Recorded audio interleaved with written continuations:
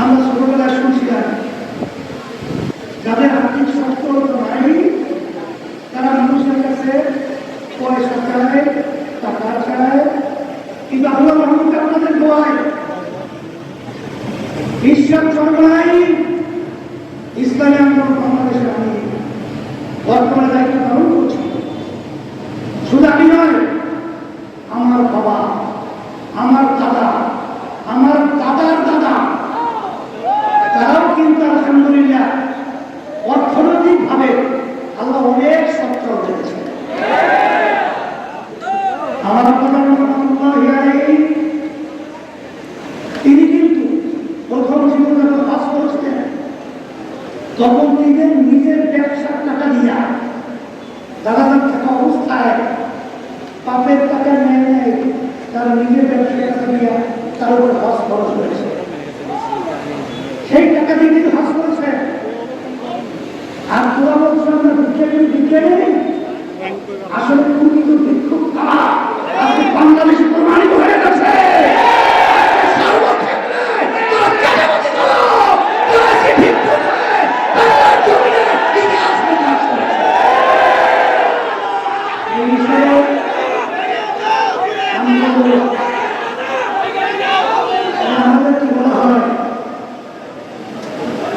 বিভিন্ন সময় আমরা নাকি মূর্খর ব্যাখ্যা কোনটা আমি তো জানি না, কারণ আমি তো দস্তখত করতে জানি, মূর্খতা দস্তখত করতে জানি না। আমি তো করতে পারি, কারণ মূর্খ আমার পরে কিভাবে? আমি তো করতে পারি এবং আমি করাতেও পারি।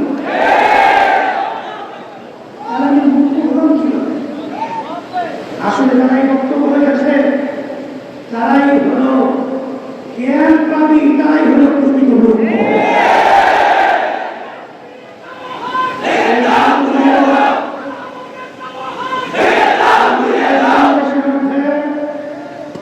সুষ্ঠু ধারা রাজনীতি করার মতো পরিবেশ কেমন জানি দিনাটি নষ্ট হতে চলেছে।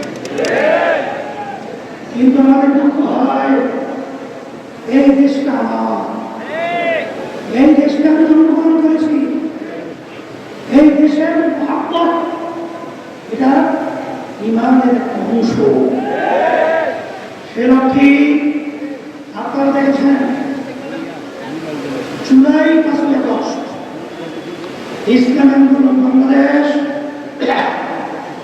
আমরা কিন্তু একমাত্র ইসলামের এই ব্যানার নিয়ে সর্বপ্রথম ন্যায়ের পক্ষে অন্যায় প্রতিবাদে আমরা এই বাইতুল মুকাররমের উত্তর গেটে প্রথম সমাবেশ মিটিং মিছিল করেছিলাম। আপনারা দেখেছেন 1987 সাল ইসলামী আন্দোলন বাংলাদেশ প্রতিষ্ঠিত হয়েছে। অতঃপর পর্যন্ত আমাদের একটা এমপিও কিন্তু আমাদের দলীয় সংসদে যায় না। এর অর্থ কি?